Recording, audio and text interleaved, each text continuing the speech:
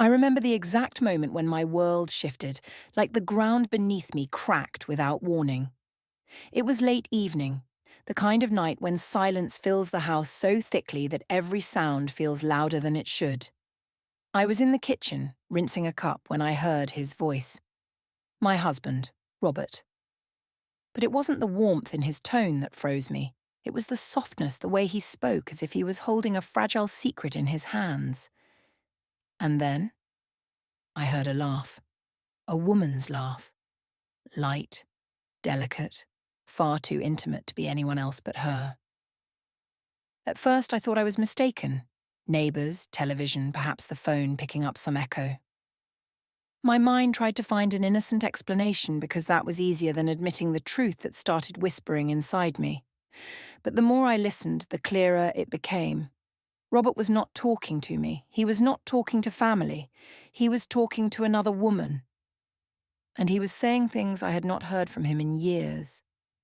I stood there, my fingers wet from the water still running, my heart thudding in my chest like it wanted to escape. Every nerve in my body told me to rush in, to demand, to scream. But instead, I froze. I leaned closer, holding my breath, straining to catch each word. I wanted proof. I needed to know I wasn't inventing this nightmare. Tomorrow, same time, he said softly.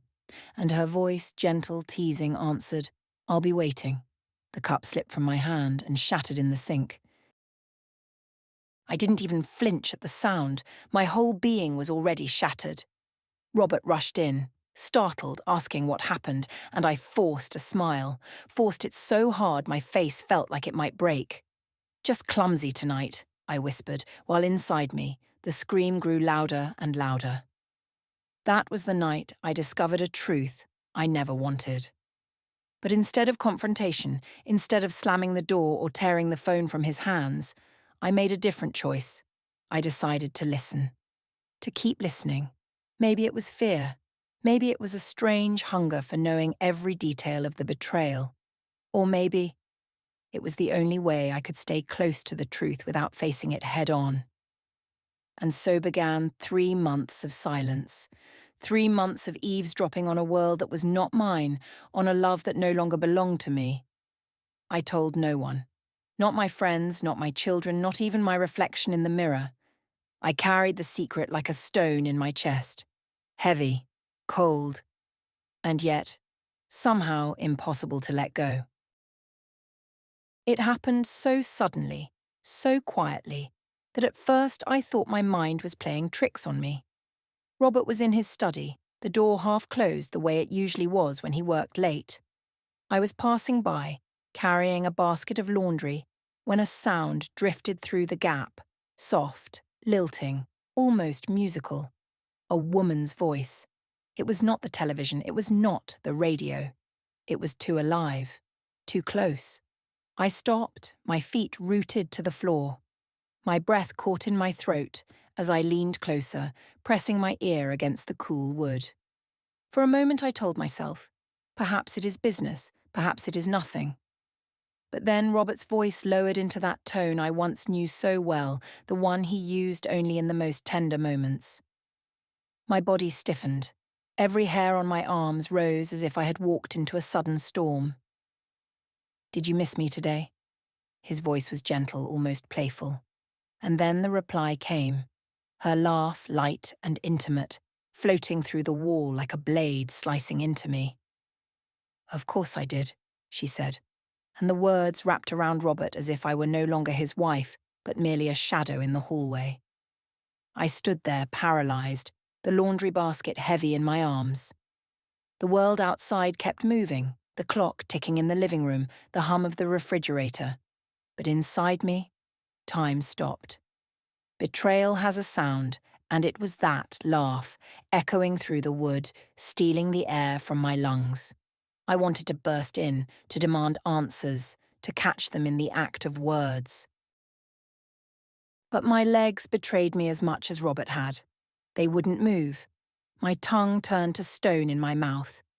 I listened instead, helpless as their conversation unfolded.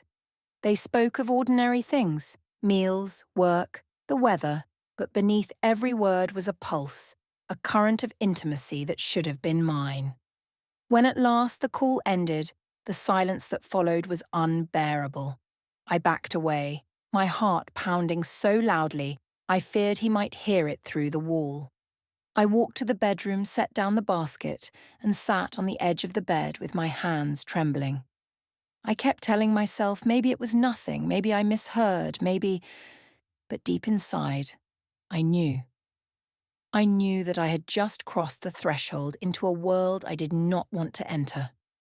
That night, I lay beside Robert in bed, his breathing steady and calm, while my eyes stayed open, staring into the darkness. His body was warm next to mine, but I felt as if an icy river had begun to flow between us. And I knew I would listen again, because once you hear the crack in the wall, you cannot unhear it. It became a ritual I never planned, never wanted, but could not stop. Every night, when Robert slipped into his study with the phone pressed to his ear, I found myself drawn to the same place: the hallway, the narrow strip of carpet outside his door, the shadows where I could hide and listen. At first, I told myself it was just curiosity, just a need to be sure of what I had heard. But soon it became something else, something darker, like an addiction. I would wait until the house grew still, until the lights dimmed and the clock in the living room ticked like a metronome for my heart. Then I would creep silently, holding my breath, placing my feet carefully so the floorboards would not betray me. And there it was, her voice. Warm, playful, filled with a kind of life that seemed to pull Robert away from me with every syllable. I hated her, though I did not know her name. I hated the way she laughed softly when Robert spoke of his day, the way she asked him questions with such interest as if his smallest thoughts were treasures.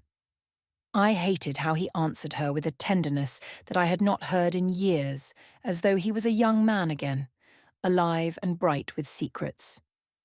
But more than the hate, there was something else. A strange, sick pull that kept me rooted to the wall, listening to every word. My heart ached, my stomach twisted, but still I stayed. I wanted to understand the shape of this betrayal, to measure its depth, to know exactly how far I had fallen in his heart. Each conversation was like pressing my hand against a wound, feeling the pain but refusing to look away. Sometimes, after the calls ended, I would sit alone in the dark kitchen, whispering their words back to myself, replaying them as if to torture myself with proof. I asked myself again and again, why not confront him? Why not demand the truth? But the answer was always the same, because listening gave me power, a secret knowledge. As long as I listened, I was one step ahead. And maybe, in some twisted way, it kept me close to him, closer than she was. 3 nights became 10. 10 became weeks. I lost count. My body grew tired, my eyes heavy from sleeplessness, but still I waited for the sound of his voice softening, for the murmur of hers answering. The nights turned into a theatre of shadows and whispers, and I was the silent audience, never applauding, never leaving. And though each word cut me, though every laugh felt like salt on an open wound, I could not let it go. I told myself I was searching for the moment, some proof, some confession that would finally give me the strength to act. But in truth, I was trapped. The nights of eavesdropping had become my prison, and I was both prisoner and guard. I never saw her face, not at first. She existed only in fragments, in echoes that drifted through the wooden door of Robert's study, in the soft click of a phone being answered, in the rhythm of her laughter. Yet somehow, without ever meeting her, I began to build her in my mind, piece by piece, like a puzzle I had no choice but to solve. Her voice was the first brushstroke on this cruel portrait. It was smooth, lower than mine, with a warmth that curled around Robert's words like smoke wrapping around fire. She spoke with pauses that made him wait, And in those pauses I could almost feel his longing stretch across the silence. She had the kind of confidence that doesn't need to rush. Every sentence she breathed carried the certainty that she was being listened to, adored. From the things she said, I gathered small, dangerous clues. She liked music, classical mostly, and sometimes she hummed a line or two, her voice slipping into melody like a private lullaby. She had a dog, I think, because once she told Robert she couldn't talk long, the barking was too loud. She spoke of cooking, of quiet afternoons, of the loneliness of evenings that Robert promised to fill. And though her words were ordinary, they painted a picture of a life that suddenly seemed brighter than my own. I started to imagine her hands, delicate and deliberate, perhaps with painted nails tapping against a glass of wine while she spoke to my husband. I imagined her hair, dark maybe or silvering with grace, but always shining, always soft. I imagined her smile, the one I heard through her laughter, the smile that made Robert's voice soften in response. It was strange, how much space she took in my head. A ghost, and yet more real to me than the man sleeping beside me. In the stillness of the night, I would whisper to myself, "She's younger, she's prettier, she's more alive." I didn't know if any of it was true, but truth didn't matter. What mattered was how I felt every time her shadow stretched across my marriage. Sometimes I hated her with such sharpness that I clenched my fists until my nails dug into my palms. And yet, other times, I envied her. She was wanted, desired, listened to. She had the version of Robert I hadn't heard in years. The woman in the shadows lived in my walls, in my sleepless nights, in the hollow behind every smile I forced at breakfast. I didn't know her name, her face, her life, but I knew her presence, and that was enough to haunt me. Sometimes, when the weight of those late-night whispers became too heavy, my eyes wandered to the framed photographs lining our hallway. Smiling faces frozen in time, golden afternoons captured in glossy paper. Each one told a story I thought I knew by heart. But after discovering Robert's betrayal, every photograph began to look different, like a painting that, once turned, revealed cracks beneath the surface. There was the picture from our first trip together, Robert standing tall, his arm wrapped around me as we laughed against the backdrop of a sunlit beach. I remember how he had carried our bags, how he insisted on waking up early just to watch the sunrise with me. Back then, I believed we were writing the beginning of a love that would last forever. Now, when I look at that picture, I wonder, was he already capable of deception even then, or did something change in the years between? Another frame held our wedding day. My dress was simple, but my smile was radiant, my eyes full of a kind of faith that feels almost foreign to me now. Robert's face was lit with joy, his hand gripping mine, as though he would never let go. Friends and family gathered around, clapping, cheering, believing in the story we were promising to live. That photograph once made me feel safe. Now it feels like evidence of a vow broken silently, years later, in the shadows of our home. There were pictures of our children as they grew. Birthdays, graduations, the small everyday moments when Robert held them in his arms, proud and devoted. I remember the way he used to kneel down to tie their shoes, the way he taught them how to ride their bikes. In those photographs, he was not only my husband, he was the father I admired, the partner I trusted. And now, I can't help but ask myself if those smiles were as genuine as I once believed, or if deception had already taken root beneath them. I used to dust those frames lovingly, pausing to smile at the memories. Now I catch myself staring at them too long, as though searching for hidden signs, some flicker in his eyes, some secret in the curve of his smile that I missed. It feels as though the photographs are mocking me, whispering, "You didn't see it. You never saw it." And yet, despite the bitterness, I cannot bring myself to take them down. They are pieces of the life I thought I had, fragments of a story that still belongs to me, even if it has been rewritten by betrayal. They remind me of the woman I once was, hopeful, loved, blind to shadows. And sometimes I miss her more than I miss Robert. Sleep became a stranger to me. I would lie in bed beside Robert, listening to the rhythm of his breathing, steady and calm, while my own chest rose and fell in restless waves. The darkness pressed against me, heavy, suffocating, and every time I closed my eyes, her voice came back, the laugh, the gentle murmur, the way Robert's tone changed when he spoke to her. Even silence carried echoes. Nights stretched into endless corridors of thought.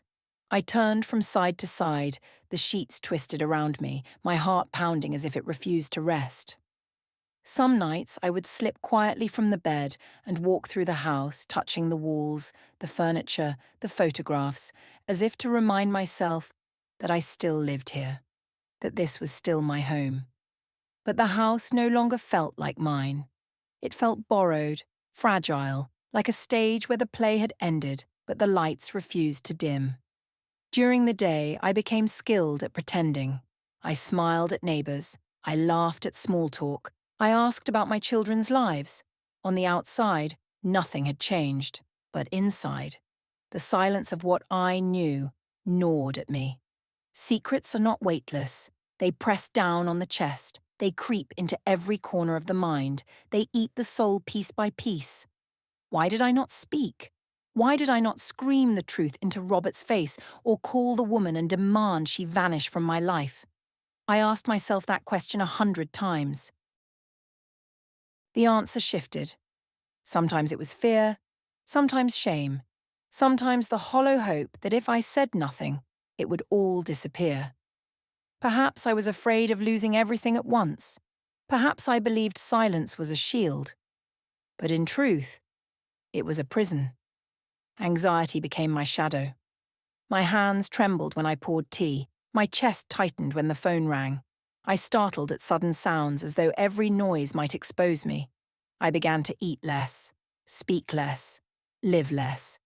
Every secret I held inside drained me, turning me into a version of myself I barely recognized. And yet, I kept the silence. Because once you hold a secret so large, it feels impossible to release. The fear of what comes after is greater than the torment of keeping it.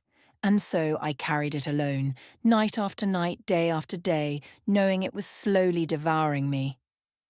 I thought I was protecting myself, but I was only feeding the hunger of the secret, letting it eat my soul one sleepless hour at a time. The clinking of cutlery against porcelain had never sounded so loud. We sat across from each other at the dinner table, the same table where we had shared thousands of meals, where birthdays had been celebrated, where laughter once lived. Robert chewed slowly, his face calm, his gestures familiar. To anyone else, he would have looked like the picture of an ordinary husband enjoying a quiet evening meal with his wife. But I knew. And because I knew, every small movement of his hand, every glance of his eyes, carried a weight that pressed against me. He asked me about my day. His voice was steady, polite, even warm. But I heard the false notes, the rehearsed rhythm of a man playing a role. I nodded. I answered with fragments. Fine. Quiet. Nothing special. I wanted to scream across the table, to slam down my fork and shout, "I know her voice, Robert, I know what you've been hiding." But the words stayed locked behind my teeth. Instead, I studied him. The way he reached for the breadbasket, the way he sipped his wine. Was that the same hand that held the phone while she laughed on the other end? Was that the same mouth that whispered, "Tomorrow? Same time?" I imagined her sitting at her own table, maybe smiling at the thought of him, while I sat here swallowing food that tasted like ash. The silence between us was thick, heavier than the walls of the house. Even when Robert spoke, it felt like silence, like words floating in air with no weight, no truth. I forced myself to ask him questions in return. I played my part. But beneath the surface, I was crumbling. At one point, he looked up and caught my eyes. For a heartbeat, I thought he could see it.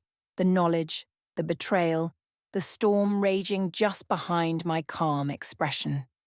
I held his gaze longer than usual, searching for some flicker of guilt, some hint of shame, but all I saw was a mask. A man determined to keep the illusion alive. The meal ended, dishes cleared, the ritual carried out as always. Robert kissed my cheek lightly before retreating to his study, and as soon as the door closed behind him, I felt my chest tighten, my hands tremble, because I knew what would come next. The voice, the laughter, the betrayal behind the wall. The dinner table had once been the center of our love, our family, our life. Now it was a stage where I performed silence, while Robert performed loyalty. And both of us knew it was a lie. It started with little comments, the kind people make without thinking. At the grocery store, my neighbor leaned closer, lowering her voice as she said, "You look tired lately. Everything all right at home?" I smiled too quickly, brushing her concern away, but inside, her words struck like a bell. Could they see it? Could they somehow hear what I heard through the walls? At lunch with my friend Margaret, she set down her teacup and studied me with those sharp eyes that miss nothing. "You've lost weight," she said softly, "and you're quieter than usual. Is Robert keeping you busy?" The way she asked it carried layers, unspoken questions she was too polite to voice. I forced a laugh, told her I'd been reading late into the night. That age was finally catching up to me. Lies. Small, easy lies. But they tasted bitter in my mouth. Even my children noticed when they visited. My daughter reached for my hand one evening and whispered, "Mom, you seem distracted. Is Dad treating you well?" I squeezed her fingers, too hard perhaps, and answered quickly, "Of course, everything is fine, don't worry." How could I tell her that her father, the man she admired, was betraying the life we had built together? I would not break her world the way mine had been broken. Every time someone asked, a part of me longed to spill the truth, to lean across the table, to let the words tumble out. "He's not who you think he is. There's another woman. I hear them every night." But the fear stopped me. Fear of pity in their eyes, fear of gossip spreading through the neighborhood, turning my pain into whispered entertainment. Fear most of all of making it real, because as long as the secret stayed inside me, I could almost pretend it wasn't happening. So I became an actress. I smiled at garden parties, I laughed at jokes, I complimented dresses and passed dishes as though my heart were not crumbling piece by piece. I wore my silence like armor, polished and bright on the outside, but heavy and suffocating within. And yet, sometimes, when the chatter faded and someone looked at me a little too long, I felt the truth flickering in my eyes. They didn't know the details, but they sensed something. A shift, a shadow. Secrets are never as invisible as we think. They leak through our smiles, they seep into our posture, they whisper through the pauses in our speech. My friends noticed, my neighbors noticed, everyone noticed, except the one man who should have seen it most of all. One evening, after Robert disappeared into his study once again, I found myself standing in front of the bathroom mirror. The light above the sink was too bright, unforgiving, casting shadows into every line on my face. I stared at the woman looking back at me, and for the first time in my life, she felt like a stranger. Her eyes were tired, ringed with sleepless nights. There was a hollowness in them, a dimming that frightened me. My skin looked pale, stretched too thin over bones that seemed sharper than before. I lifted a hand, traced the outline of my cheek, the corner of my mouth, as though touching the reflection might bring me closer to recognizing her. But she stayed silent, unyielding, holding secrets just as I did. "Who are you?" I whispered. The sound of my own voice startled me. It trembled, uncertain, like a child's voice lost in a crowd. For so many years I had defined myself by roles: wife, mother, neighbor, friend. Those titles had been anchors, grounding me in a life I believed was steady, unshakable. But now, with Robert's betrayal pressing against me every night, those anchors felt like illusions. If I was no longer his true partner, if I was no longer the one he confided in, then what was I? The woman in the mirror did not answer. She simply looked back, her mouth set in a tight line, her shoulders slumped as though carrying too much weight. I leaned closer, searching for the spark that once lived in her eyes, the joy of being loved, the confidence of being seen. But all I found was doubt, a thick fog swallowing the edges of my identity. Memories flashed, Robert's laughter at our wedding, the warmth of his hand wrapped around mine, the way he used to look at me as though I were the center of his world. I pressed my palm against the mirror as if I could push through to that younger version of myself, the one who still believed. But the glass stayed cool beneath my skin, a barrier between past and present. Tears blurred the reflection until the face staring back was no longer distinct, just shapes, shadows, colours bleeding together. And maybe that was the truth. Maybe I no longer had a clear outline of who I was. Maybe betrayal doesn't just steal trust. Maybe it steals identity too. I turned off the light, leaving the mirror in darkness. Yet, even in the shadows, I felt her eyes on me, the stranger I had become, silently demanding an answer I was not ready to give. One night, when the weight in my chest became unbearable, I sat at the kitchen table with a blank sheet of paper in front of me.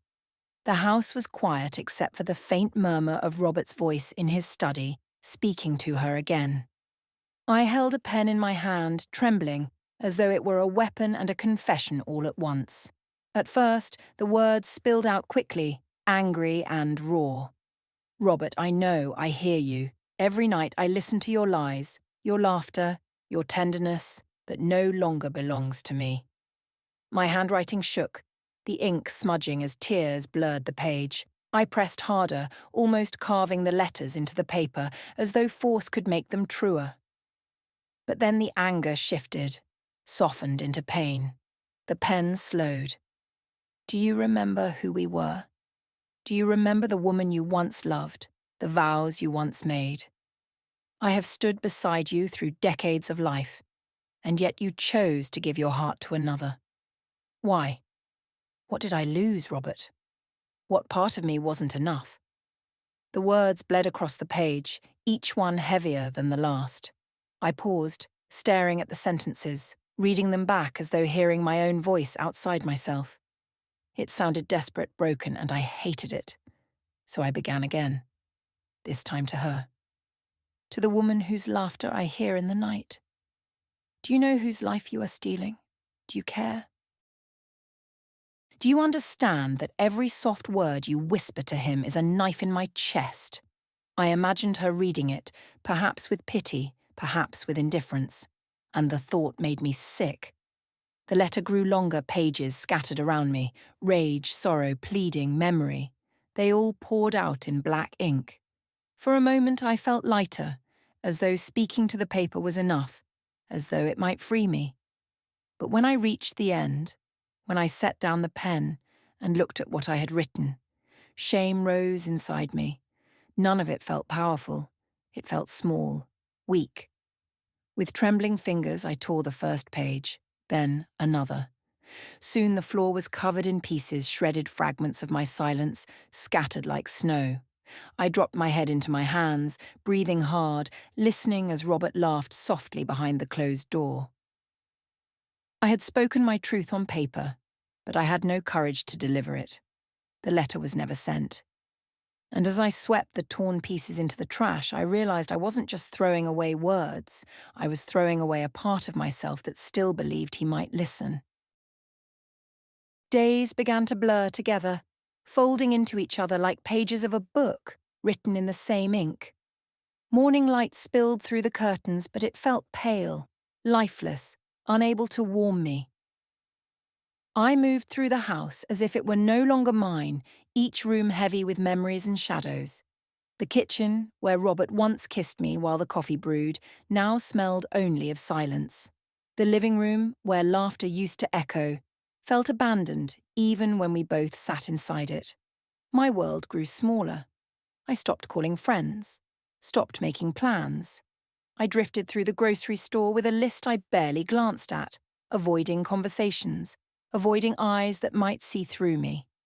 Each day I performed the motions of living, cooking, cleaning, folding clothes, but everything felt like theatre, a hollow play where I no longer cared about the script. And always, I listened. Even when I wasn't pressed against the wall, even when the study door was closed, I could hear them. The ghost of her voice lived in my ears, whispering through the quiet hours. Sometimes I would pause in the hallway, straining for sound, only to realize Robert wasn't even on the phone yet. My mind had learned her rhythm so well that it filled the silence with her anyway. I told myself I listened because I needed to know, because the knowledge gave me strength. But the truth was crueler. I listened because I couldn't stop, because it had become part of me, like breathing, like waiting. The sound of their conversations was poison, and yet I drank it night after night. Meals with Robert grew shorter. We sat together but apart, our words thin and shallow. He spoke of errands, of work, of meaningless details. I nodded, smiled in the right places, but all the while I wondered, had he just spoken to her? Was she still lingering in his mind while he looked into my eyes? The questions chased me, circling endlessly, leaving no room for peace. The house itself seemed to shrink with me. The walls leaned closer, the ceilings lowered, the windows let in less light. I found myself avoiding mirrors, avoiding photographs, avoiding the woman who stared back at me with questions I couldn't answer. And so my world became this: footsteps echoing on empty floors, whispers behind closed doors, the rhythm of a marriage that looked intact but was already broken. My life narrowed to the sound of a voice that wasn't mine, and a silence that was. It built slowly, like thunder rolling somewhere far away. First, a tremor in my chest, then a pulse that quickened, then a storm swelling so strong I thought it would split me apart. For weeks I had swallowed the silence, night after night pressing myself against the wall, feeding on words not meant for me. But one evening, as Robert laughed softly into his phone, something inside me snapped. I was in the hallway again, barefoot on the carpet, listening as her voice curled through the air like smoke. He called her darling. He told her he missed her laugh. I heard him sigh with a tenderness I hadn't known in years, and suddenly my body rebelled. My fists clenched so tightly my nails dug into my palms. Heat rushed to my face, my vision blurred. The storm I had held inside for months erupted all at once. I wanted to burst through the door. I wanted to rip the phone from his hand, to scream her name even if I didn't know it, to demand that Robert look me in the eyes while he betrayed me. My chest burned with words I could no longer hold back. Accusations, questions, pleas. I could see it in my mind. Him frozen, guilty, her voice cut off mid-sentence, silence crashing down as the truth shattered between us. I even took a step forward. My hand rose, fingers trembling, reaching for the doorknob. My breath came fast, shallow, like I was standing on the edge of a cliff ready to leap. My heart roared, now! End this now! But then, fear whispered. A smaller, crueler voice. What if he denies it? What if he laughs? What if he looks at you with pity and says you're imagining things? The thought rooted me to the spot. My arm dropped to my side. The storm inside me collided with the wall of my own doubt, and the force of it left me trembling, gasping in the half-light of the hallway. I stumbled back into the bedroom, pressed my face into a pillow to muffle the sobs. The storm had no release. It raged inside me, lightning with nowhere to strike. My throat ached with unsaid words. My chest burned with the silence I couldn't break. That night, I realized how deep the prison of betrayal could be.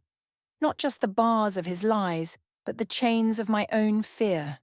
I had been ready to confront him, to break everything open. But instead, I let the storm die inside me. And the silence remained. There are moments when you share a life with someone so long that their presence feels like an extension of your own body. I once thought of Robert that way. His footsteps in the hall, his hand reaching for mine, the sound of his voice filling a room. All of it was familiar, comforting. But after months of secrets, after nights of hearing him whisper to another, that comfort curdled into something else. He was still there, still moving through the same spaces, but he no longer felt like mine. He no longer even felt known. Lying beside him in bed became unbearable. His breathing, once steady and reassuring, now sounded foreign. I would turn my back to him, staring into the darkness, and feel the weight of his body just inches away. Sometimes he reached for me in sleep, his arm brushing my shoulder, and I would freeze. That touch, once a promise, now felt like a lie pressed against my skin. I wondered if he imagined her while he slept, if the warmth he shared with me was only the leftover heat from someone else's fire. At dinner, his presence was no better. He sat across the table speaking of ordinary things, the car needing service, the weather turning colder, errands he planned for the weekend. His voice carried the same timbre, the same rhythm, but it felt hollow, as if I were listening to a stranger reciting lines. Sometimes when he lifted his glass, I caught a glimpse of his smile and thought, that smile belongs to her now. It no longer reaches me. Even his scent had changed. I knew the smell of Robert better than I knew my own, a mix of soap, cologne, and the faint trace of the outdoors clinging to his clothes. But now when he came near, there was something else, something new I could not name. Perhaps it was just my imagination, poisoned by suspicion. Or perhaps it was truly hers, the faint trace of another life woven into the fabric of his shirt, carried into our bed. The cruelest part was how normal he appeared. To the world, he was the same man, the same husband, the same father. But to me, he was a stranger moving through my home, wearing the skin of the man I loved. Every glance, every word, every gesture reminded me that the Robert I had once known was gone, replaced by someone I could not reach. And yet, I stayed beside him.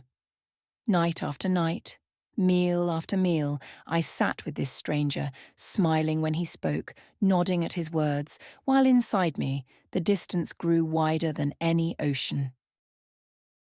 It was a Sunday afternoon when Robert handed me the box.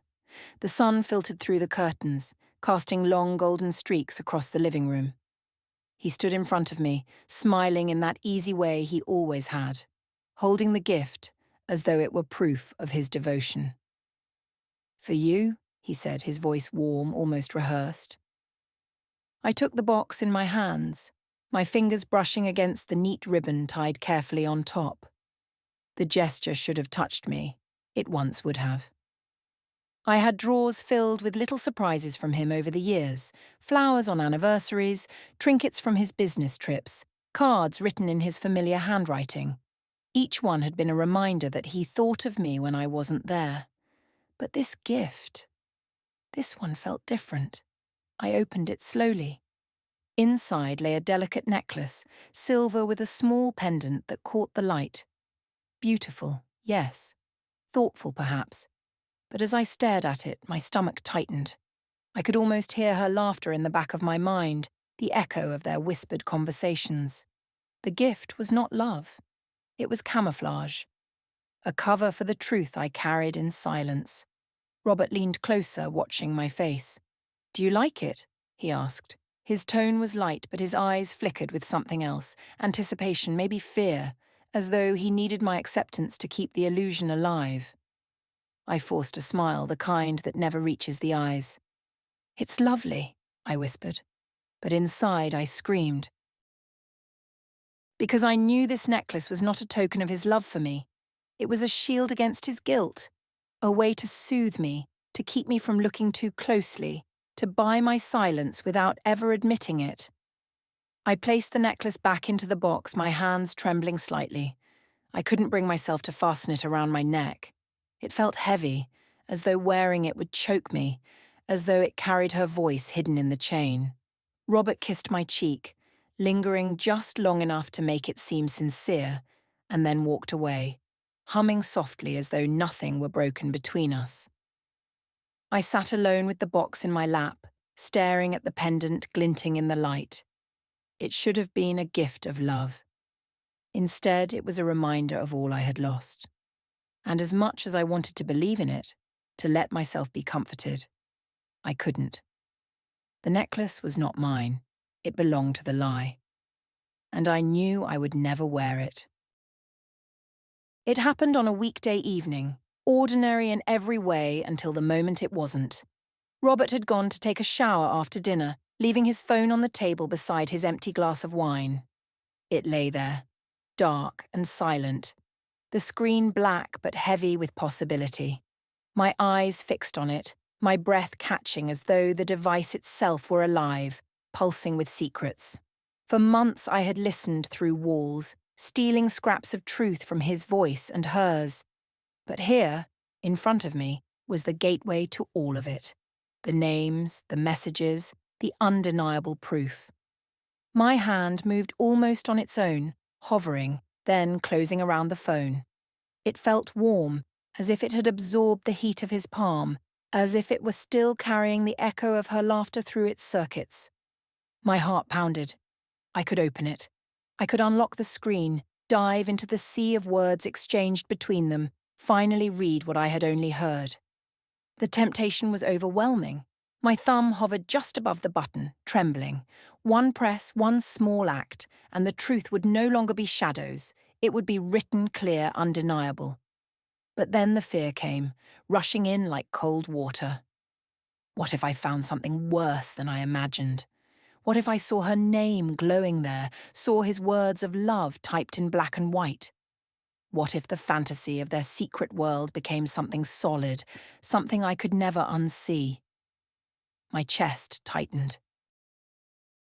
Part of me longed for the certainty, but another part whispered that certainty could destroy me. I thought of our children, of the photographs on the wall, of the decades tied together by routine and memory. If I opened the phone, there would be no going back. I would be holding evidence, and evidence demands action. Was I ready to act? Was I ready to shatter everything? The sound of water running upstairs filled the silence. I stared at the phone, my reflection faintly visible on the black screen, a woman caught between fear and fury. My hand shook as I set it back down on the table more gently than I meant to, as though even the phone itself might accuse me if I wasn't careful. When Robert returned, toweling his hair, he picked up the device without a second thought, slipping it into his pocket. He smiled at me, casual, unknowing, and I smiled back. But inside, I felt the weight of the choice I had made. I could have opened the door to the truth. Instead, I chose silence again. And the silence grew heavier. It happened when I least expected it.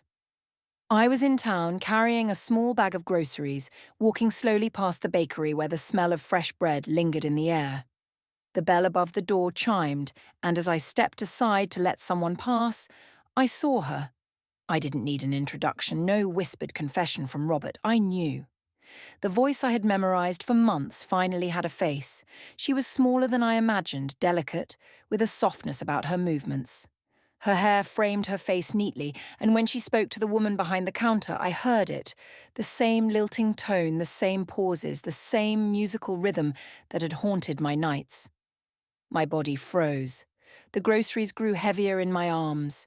My heart slammed against my ribs, as if trying to break free. She smiled politely, unaware of me, unaware that her voice had lived inside my head for so long. I stood there, caught between rage and an aching curiosity. I wanted to scream, to shout her name, though I didn't even know it yet. I wanted to demand, "Do you know what you've done? Do you know you've stolen my life piece by piece?" But instead, I said nothing. I studied her, gathering every detail like evidence. The way she adjusted her coat before leaving, the way she tucked a strand of hair behind her ear, the way she carried herself with a quiet confidence. She wasn't extraordinary, not in the way I had imagined. And yet, she had managed to take the man I had built my life around. That ordinariness made it worse. It meant Robert hadn't been stolen by some dream or fantasy. He had simply chosen someone else, someone real, someone standing right in front of me. As she walked past, our eyes met for the briefest moment. Hers were calm, unbothered, polite. She gave me a small nod, the kind strangers exchange in passing, and then she was gone, disappearing down the street as if she hadn't just shattered me all over again. I stood outside the bakery long after, the bell ringing for other customers, the cold air biting at my skin. For months she had been a ghost, a disembodied voice that lived in the shadows of my home. Now she had flesh, and eyes, and a smile. That night, when I heard her voice again through the study door, it cut deeper than ever. Because now I could picture her lips forming every word, her face behind every laugh. And I realized that knowing her didn't make her less haunting. It made her unbearable. I reached a point where silence itself felt like a living thing inside me, a heavy creature crouched on my chest, feeding on every breath I took. Nights of listening had carved out a hollow place in me, and I knew I couldn't stay there forever. But the choice, oh, the choice was cruel. One path meant breaking the silence, tearing open the fragile fabric of our life, facing the storm that would follow. The other meant keeping my mouth shut, continuing to exist as a ghost in my own home, bound to Robert by routine and habit, not by love.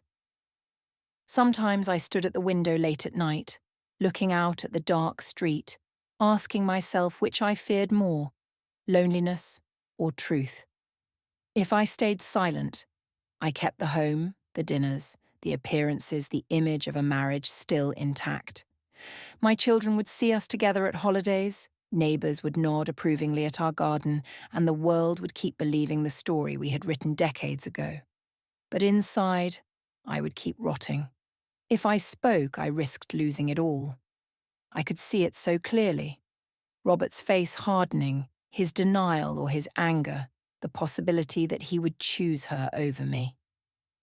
I imagined the empty chair across from me at dinner, the cold side of the bed, the quiet mornings without his presence.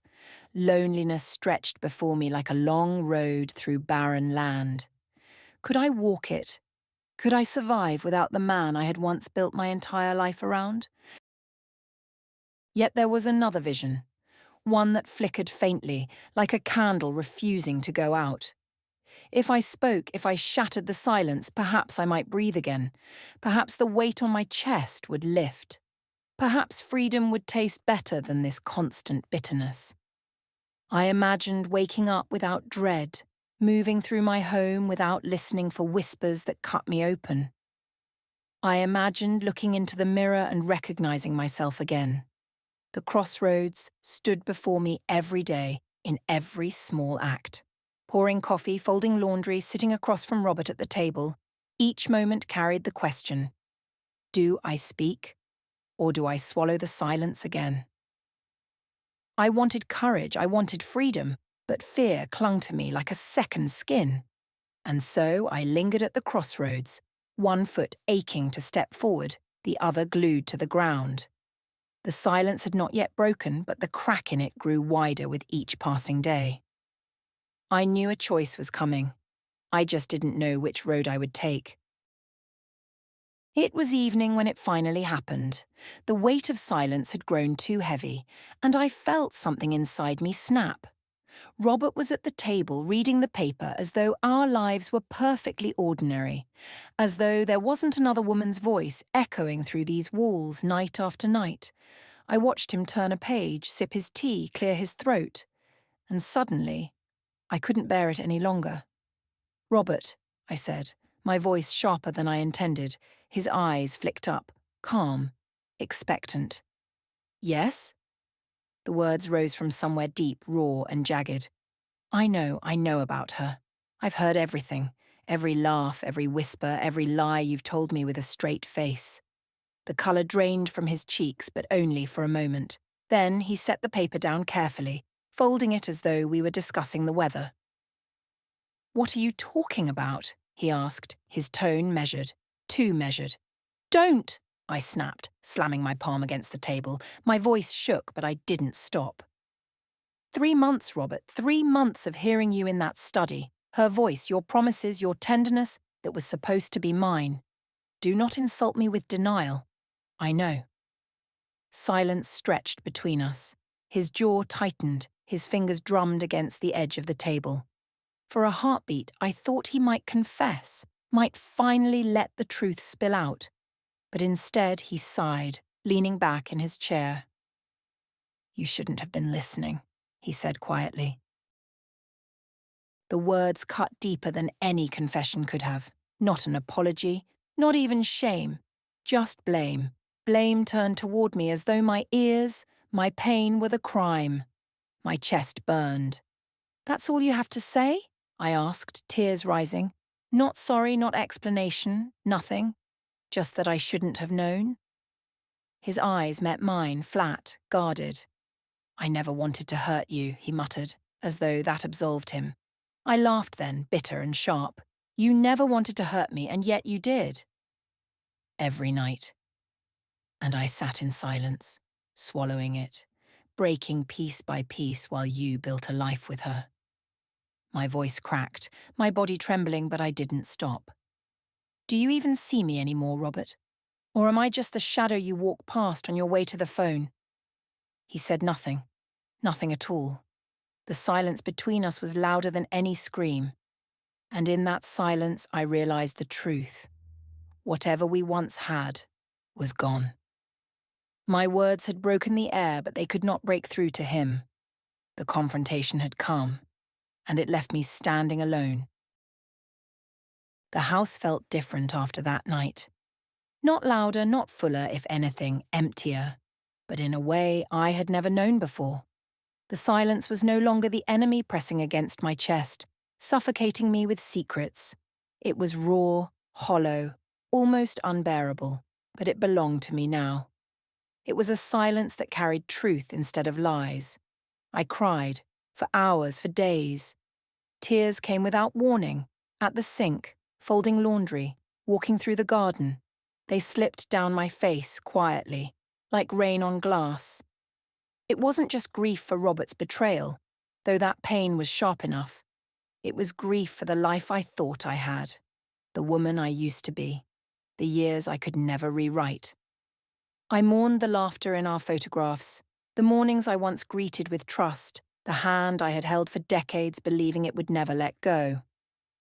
But alongside the grief, something else stirred, something I had not felt in months, a lightness. It wasn't joy, not yet. It wasn't peace, not fully. But it was the faint sense that the chains around my chest had loosened.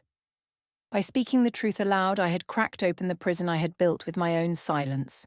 Robert moved through the house carefully after that night. He spoke less, avoided my eyes. Sometimes I caught him watching me, as though searching for some sign of what I might do next. But I had no plans, no answers. I simply existed in the quiet, letting it settle, letting it teach me how to breathe again. At meals, the silence stretched longer, but I no longer felt the need to fill it. I let it rest between us like a wall, a barrier built not from fear but from honesty. For the first time in months, I was not pretending.